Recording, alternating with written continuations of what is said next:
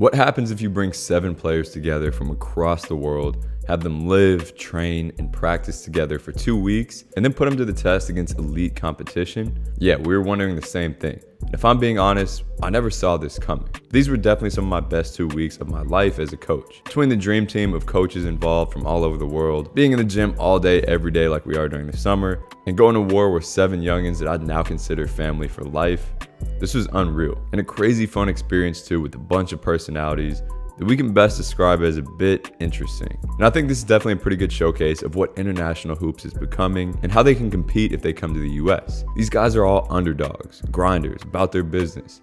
They can hoop. Now, don't get me wrong, I love the positives of what we have in America too. The physicality, the grittiness, shot making, shiftiness, the crazy individual skill. And that's why we're so adamant on guys like these coming over to America to experience this, to get accustomed to it, and to leave a significantly better player. And imagine when you can combine this with the more international style of play and mindset. That's where it really gets special. So I'm excited for y'all to see how all of this unraveled and follow the journey a bit.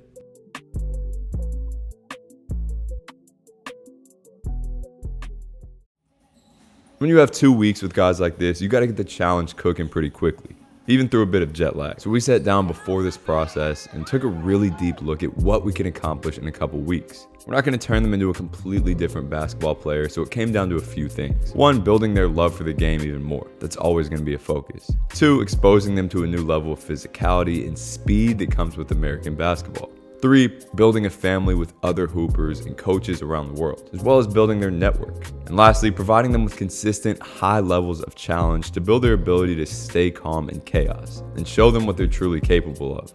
And we wanted to give them the ultimate training experience, something they wouldn't get anywhere else in the world. 8%! Now we got this guy right here. Dribble jumper. Excellent. Excellent. However, catch and shoot, below average. What do you guys think is valuable about being able to catch and shoot that at a high percentage, even when you're a very ball dominant player? Exactly. You get an easy shot like this, right? Or, you know, a nice catch and shoot like this, beginning of the game, that makes every ball screen, every attack off the dribble that much easier because you start to get that psychological momentum. You can set a flare, you can set like a down screen for me, you can set this and you can throw a skip. It's up to you guys, just get creative. This is the guy who's really in charge of getting him open, okay? Beautiful, nice, Hugo. Yes, give me that! Flopper. Oh, see ya, buddy. But that's one reason why I feel like you guys aren't the best catch and shoot is because the way you shoot in workouts is like 60, 70% speed, and the way you shoot in the game when somebody's flying at you is a little bit different. I want you guys to find that sweet spot of like 40% in your workouts, because that means it's more game-like, and that 40% becomes 41, then 41 and a half, and 42, and you keep pushing up from there. So we got super specific with their work and opened their mind to things that they need to work on. And we definitely set out to make them smarter basketball players with 3v3 or 4v4 tactical sessions with local college and pro guys every day, and really push them intensity-wise throughout. So,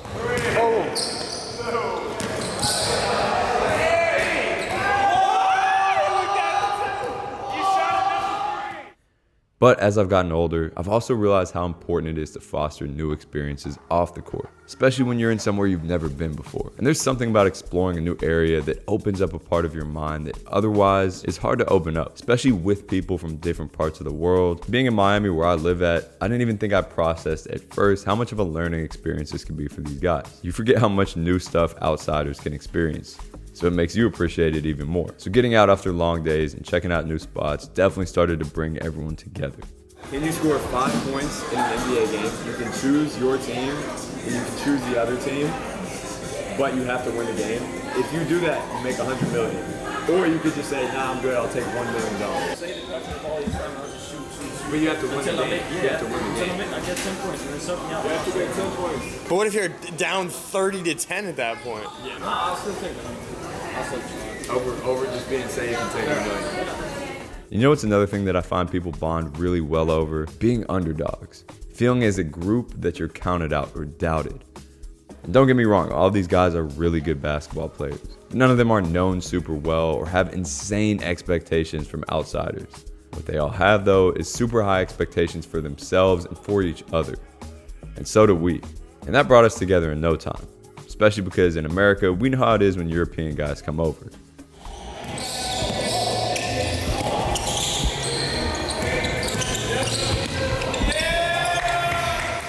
And honestly, being different helped us all click as well. It sounds backwards that being different can bring people closer, but the experience of sharing cultures, ideas, languages, on and off the court, it has a crazy effect. Pousse là, boum, boum, tu drives, dès que je lève ma main, boum, tu la passes. En défense, tu dois juste toucher le pad. Et en attaque, dès que tu la passes, je veux que vous ressortiez à 3 points. Et puis là, je vais vous donner un dribble. Donc vous avez un dribble pour essayer de prendre n'importe quel tir. Donc là, vous pouvez aller dans du mid-range, vous allez faire du catch and shoot. By the end of the week, the difference was evident. We were definitely on the right track. And the more experiences, smiles, and uncomfortable situations these guys experienced, the more comfortable they felt. The better the basketball was played, and the more they pushed each other.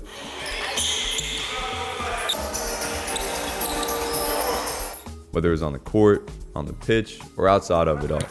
Oh!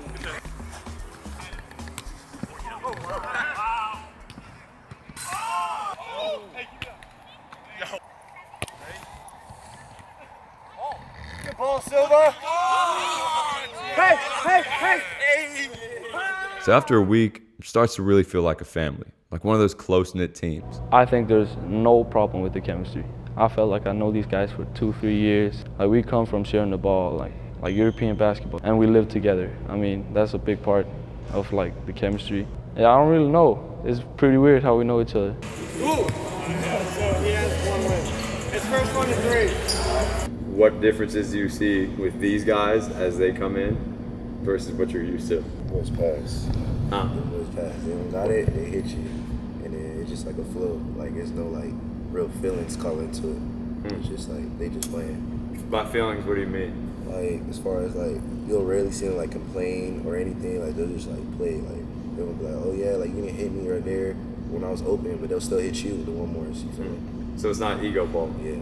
Yeah, I mean, I think detail basketball is different than American basketball. That's what I noticed when I went home, because I was here for 2 weeks, then went home, and I played in a Division I run, and it felt like almost like culture shock how bad the basketball was. Like 0 pass possessions, no one talking, no one together. It's more like the standoffish type stuff. Like these guys have been here for like maybe a week, a couple of days, and I feel like we just clicked like that, like a family.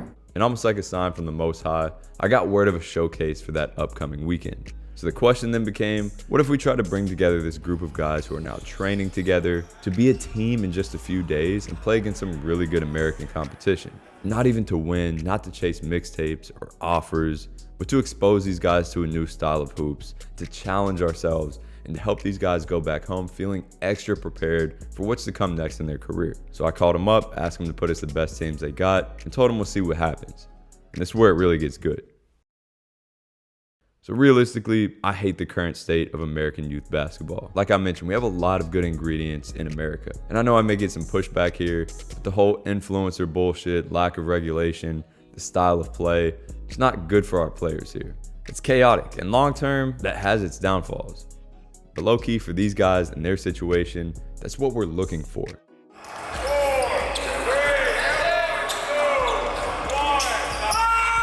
It's a perfect challenge for these guys who come from more structured basketball. I don't know how we didn't have this idea earlier, but we got straight to the preparation process. So practice 1 was a little interesting. But your goal today is to play like a wild-ass 17-year-old AAU player, okay? So maybe you guys can go a little bit more ISO if you want to. You guys can foul the shit out of them, and we will not call it. But real quick, run down if any of you guys have input into like how this type of basketball is played, especially summer ball, where a bunch of teams just get scrapped together, let us know. Yeah, physical and fast. Physical, fast. You might have a trash-ass rough one game and a scrappy-ass team, but you're just going to have to play against that. Like, just play y'all game, trust. Play hard, play y'all game. There we go. All right, I would back that up. I wrote down 5 big keys that I think if we execute this weekend, we'll be more than fine on. Really just overall in AAU, but especially for you guys. 4 of these we can really work on. 1 of these I think you guys already got, okay? Number 1, play physical. So it's not just about, I think you guys would agree, it's not just about like working through physicality, but also matching that. So you guys need to go out, bump people, foul people a little bit, initiate the contact as you play.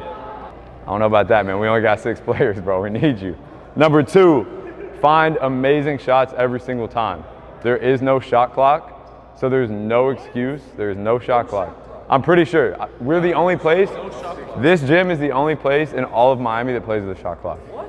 Yes. Yeah, you guys are going to have a ball out there and so that's my point is there any reason why we shouldn't get a wide open 3 or layup every time? Right.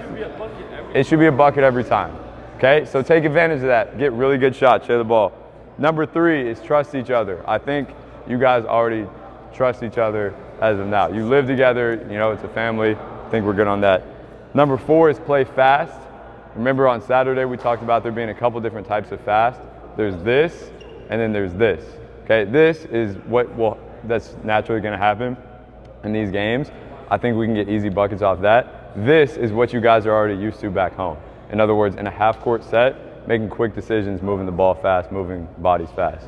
Last thing I got is adapt, not just for the name of the team, but literally because it's a bar, bro. Yeah, it's a bar, man. Hey, what can you say, bro? What can you say? But we see some crazy shit at these tournaments. Actually, I'm gonna read some off to you right now of just random ass shit that you will see at these tournaments, and I literally have an entire note. For example, a couple weekends ago, the other team was vaping on the other bench. Same team brought their girlfriends to the bench. After that game, 2 coaches took their shirts off and were about to fight after the game. We had 8-year-olds running the clock. We played a team called Diddy Elite, you already know that. The other coach of the other team was sitting there scrolling through Instagram during the game. His team's playing and he's scrolling through Instagram. We played against a kid who was playing in Crocs. The ref was checking his Apple Watch mid-play. So again, these things sound crazy, but they're not, bro. Like, y'all have been through this shit. This tournament may be better. This showcase may be better. It may not be. Either way, whatever we get presented with, we're gonna fucking adapt and figure it out, okay? Again, you guys, your goal is to play like an AAU team. So Owen, just get in your fucking bag. Get in your bag. All right, first thing we'll do, similar to what we do on a daily basis, we'll go 5v5, so we'll have 1 sub. 5v5, no dribbles.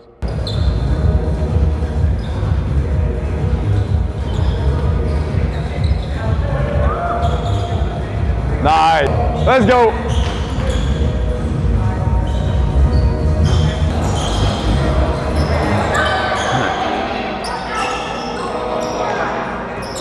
Yo, freeze right now. You have 4 seconds to get it past half court. 4, 3, exactly. 2, nice, way to play fast. Let's go, we good.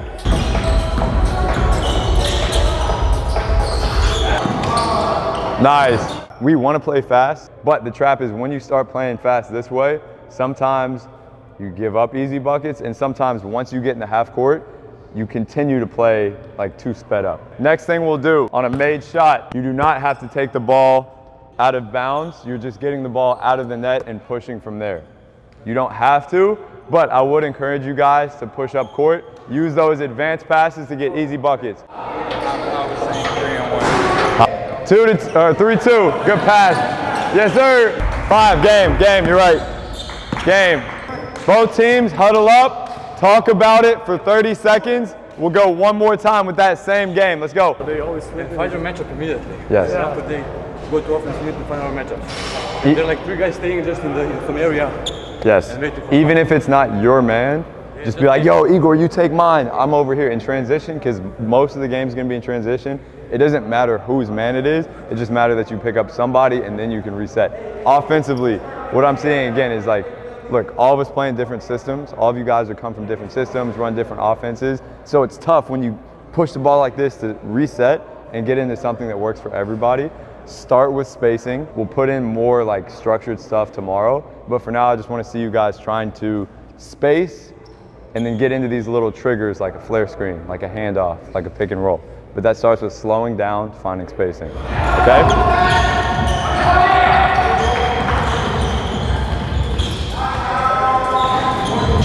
Go! My bad. Good take.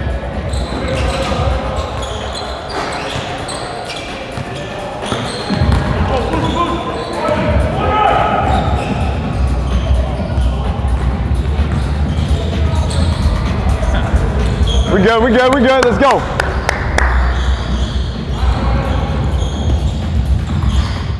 And our guy Owen was the perfect leader of a fake AAU squad that had some dogs in it. I've noticed some improvements in how guys are carrying themselves, but you could tell that they're still a little bit like they might not be as used to this style of ball, where like the kind of physicality, the more chaotic stuff is maybe not exactly what they're familiar with, so they can kind of get pulled into that style of play.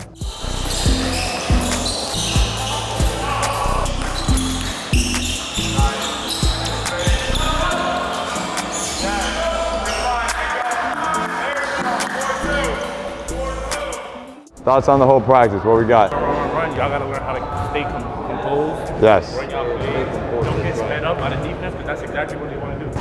Yeah, when we go 3v3 and half court stuff, it looks amazing. We're getting great shots because we don't get sped up. It's harder to be like super physical, all these things. Every time we go into full court stuff, and this isn't just with you guys, but with any international players that come in and play this type of basketball, it gets ugly. It gets really ugly. We have to try to stay away from that ugliness. Okay, just like we talked about out there, how we got to continue to play you guys' game. We got to put that into place now, and that's a lot easier said than done. Continue to encourage each other and stay together. It take the point guard, it take the big, and be like, hey, we good. Yes. Just let's get in a set. Let's get in a set or two. Let's make it harder for them, just like they making it harder for us. Let's be aggressive with them. That's what's going to decide how you guys play this weekend.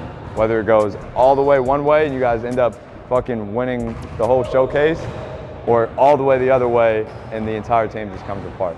As we're competing in here, if these guys over the next couple of days are physical with you guys, it's not because they want to hurt you, because they hate you, it's because they want to prepare you to go out and represent all of us in this tournament. Does that make sense? For like the last 2 days, we've been kind of trying to give them like an AAU-like look, being extra physical, picking up 94 feet, talking a little bit. Even though like I support them all and I want all of them to do well this weekend, I'll try to like, you know, get under the skin, play physical, speed them up, because that's kind of what these type of environments can bring. And those are the environments that I grew up in. After we get off this court, come back together, maybe talk about what we can do better, continue to be a family and encourage each other. Because that's what's going to give us that edge. Let's go. Family on three. 1, 2, 3, family. Good stuff. Touch up, touch up.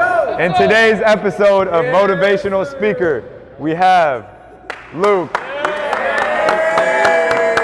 What do you got for us? Honestly, just keep going, even if you're tired, just keep pushing and just keep pushing through. Anything else? Just keep on working hard, really. Yes, sir! Luke on 3, 1, 2, 3, Luke! Yes, sir. So especially on day one, we wanted to throw the gauntlet at these guys a bit. We'd work on sets and half-court stuff over the next few days, but we knew this would be the real adjustment. It was tough for sure, but it was good for everyone. Even myself as a coach, who usually goes against this style and coaches teams to play a still fast but more controlled, high IQ game. And now it's more about getting them accustomed to traditional American hoops. So off the court, the guys stayed together. And as the practices kept going, the competitiveness only picked up. The intensity is really high and the competition is really high. When we play, it's fast, you know, like you really like have to lock in. If we don't play and we do skills or whatever, it's really like challenging. Like it challenges me to like get better, like actually get better. For their age, their IQ, I think, is a lot higher than what you would find. And one of the funniest things about this is that halfway through the next day, this random kid from Brazil named Thiago walks in to see if he can get some work in. Fast forward to now, Thiago is our guy, but to integrate a new player 3 days before didn't seem like it'd be easy.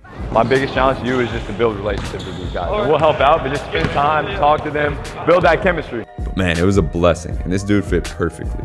So through the tough learning curves and challenges, I think everyone's morale was great. Let's go. Yes, sir, Igor. Yes, sir. They knew that's what they were here for. If I could have these guys year round, I'd do it in a heartbeat.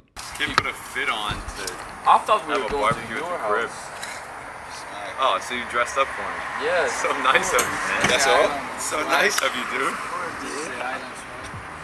I came here and I felt like really welcome. Like everybody just smiling at me, like greeting me, like the mood, the vibe, like every single day is just fun, you know what I mean? Like I love it here, basically. If you ask something, like they're there for you, you know? Like anything you need, like they're there for you. What's up, guys? What up, man? Oh, there's Colin. Colin's right here. What's up, bro? Here, all right, I'll get out of the way. Wow. He's probably in there. Igor! I feel like Igor exploded. Yeah, this room exploded in front of the door. We have Jeremy actually making his bed. Bro, Jeremy is probably the most respectful guy. He eats, cleans his dishes, makes his bed. Doesn't. He just gets up and leaves.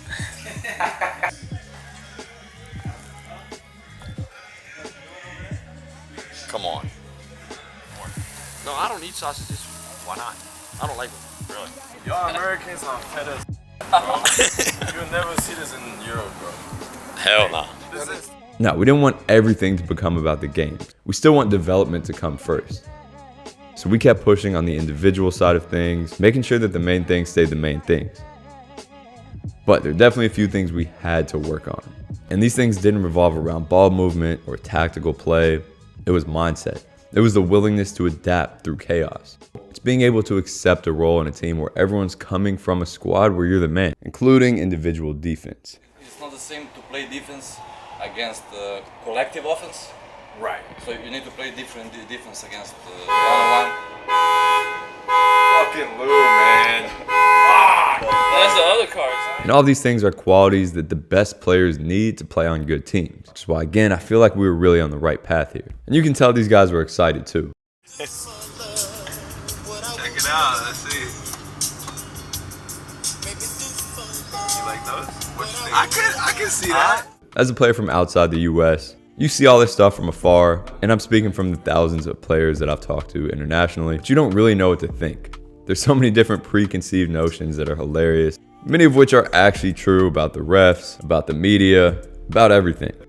And although they were probably a little bit nervous, I think it was mostly just excitement to go and compete and test themselves. And just as importantly, I wanted these guys to fully enjoy the entire process from an off-court, just life standpoint, which means continuing to get out of the gym after long days and enjoy each other's company. And although they were probably a little bit nervous, I think it was mostly just excitement to go and compete and test themselves. And it was time to do that.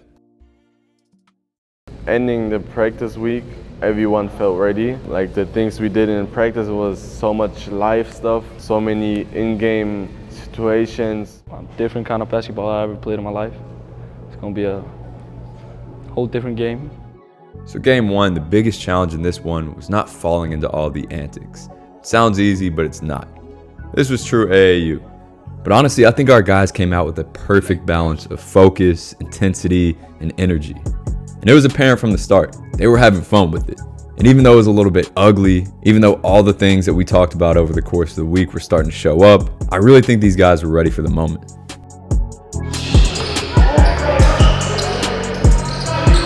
I'll take it. Go! And one! And it was satisfying to see these guys play their game. Yes, it was physical. Yes, defensively at times it is a little bit tough to defend pretty good ISO basketball players. But being able to play as a team through all of this while the other team is going ISO, taking crazy shots, talking that shit, the whole nine, it was cool to see. And it definitely gave us some confidence going into the next few games over the weekend.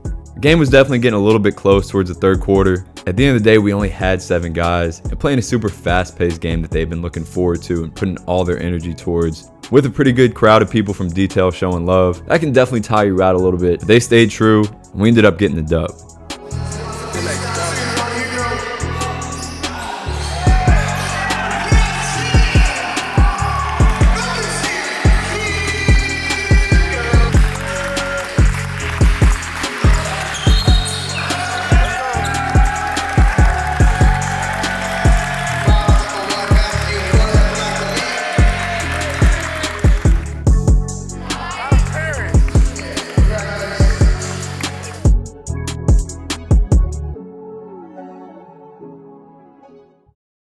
We won because we stuck together. We fought through the whole match. And Hugo went crazy.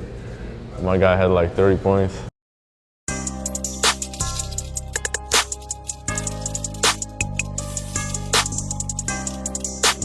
Yesterday we won because we played harder, we played the right way. Today it's going to take a little bit more. It's going to take that extra push, okay? If we can make a statement in the first 5 minutes, we're good, okay? We have to come out strong. And I'm not going to lie, these guys definitely did come out strong. This is a taste of a real team with a lot of good basketball players who all play together. But that punch-first mentality definitely worked for the first half. The energy was high. Our guys all rose to the challenge both offensively and defensively, and that underdog mentality really started to come out. And once again, it was cool to see all the things that we worked on over the course of literally just 3 or 4 days come to life, whether it was individual defense, being able to slow down after quick up and down stretches, playing through contact with the ball and when you're defending, and to perform in an environment where everyone's there to watch the other team and you're trying to put them on notice. Yep. Yes, sir, Colin! But halftime comes in, we're only down 4 points, a couple scuffles happened that we didn't get on camera, and honestly, I think we poked a bear a little bit.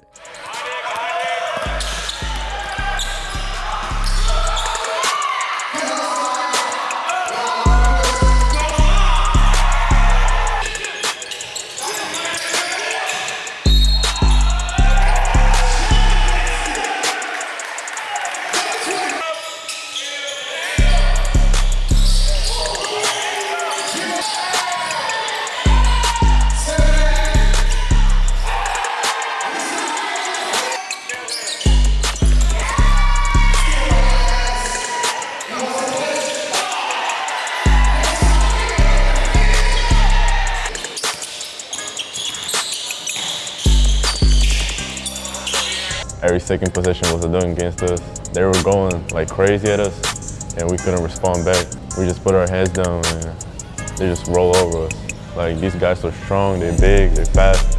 Like, it's not like that in Europe. It was just all mental for us. Stopped playing the way we wanted to play. Everything went downhill from there.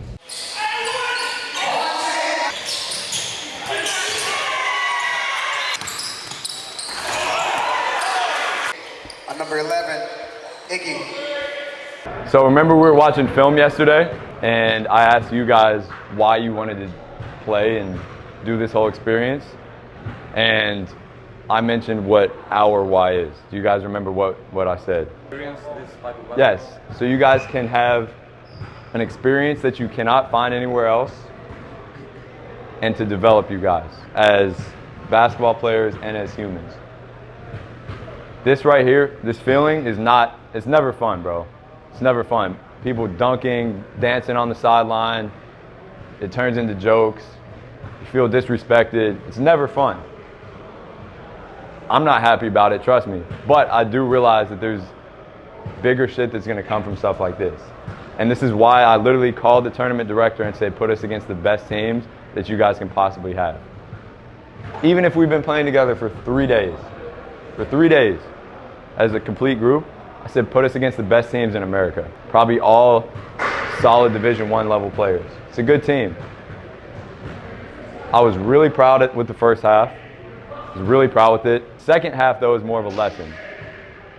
Second half is a lesson that regardless of all the bullshit that's gonna happen in a game, regardless of everything that's going on, it takes you looking at yourself in the mirror as a man and saying, okay, how am I built? What fabric am I made of? Because shit will get fucking difficult, all right? And today's second half, you guys, I don't want to say you weren't ready for it, but we fell apart a little bit. But that's okay. That's the biggest thing that I want to make sure that you guys understand is that, bro, none of us are mad. We're all fucking super proud of you guys for competing, for staying strong, for staying together. This is not easy. Most 7 people could not come together and do this. I promise you guys that. I'm not just saying that because, oh, we lost. I'm going to try to make you guys feel better.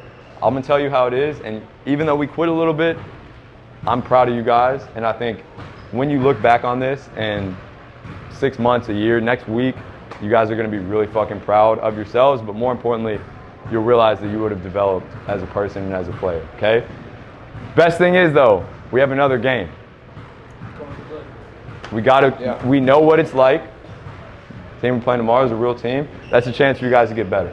Fuck the winning and losing, bro. Fuck the image of anything else other than you guys developing and feeling when you leave either Sunday, Tuesday, next week, whatever, feeling like you got something out of this and you have a family for life because we've been through adversity together. Okay? So anything that went on during the game, you guys were arguing a little bit, it happens, okay? We're back to being family, back to being brothers, talk with each other, think about the game, but then forget about it. Let's have fun today, enjoy the rest of the day, come back tomorrow ready. You guys did win a game, so you'll get the unreleased music, all right? Let's go, man. Guys, family on 3. 1, 2, 3, family. And this last game day was not your usual game day. It was one of those good old 8 a.m. games, and if you've played AAU before, you know how difficult it is to wake up at 6-something, step onto the court cold, and get to it. So it's always about who wants it more, and I love this challenge for them. So basically, like, as soon as we lost, we start talking, like, what should we do better, what should we change? Like, we start talking, like, the whole night. We wake up, we still talking about it again, like, for real, like, we, like, really discuss that. And usually these are pretty ugly to watch. Guys just play hero ball, trying to get themselves going. But with us, you could feel these guys starting to mesh more. Like, look at some of these possessions.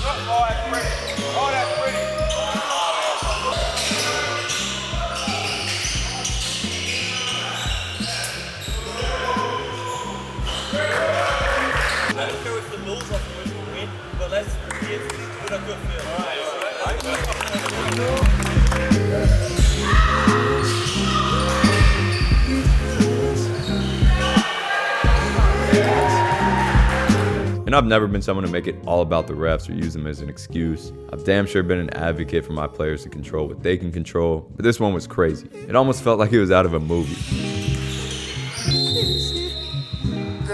4 players with 3 fouls, 8 minutes into the game. 2 out of 6 guys fouled out. No consistency, no professionalism. And even though I set a goal for myself to not say one word to the refs today, because I already knew how it was going to go, after 30 minutes of staying composed through it, Eric hits a 3 here to bring it to within 3 points.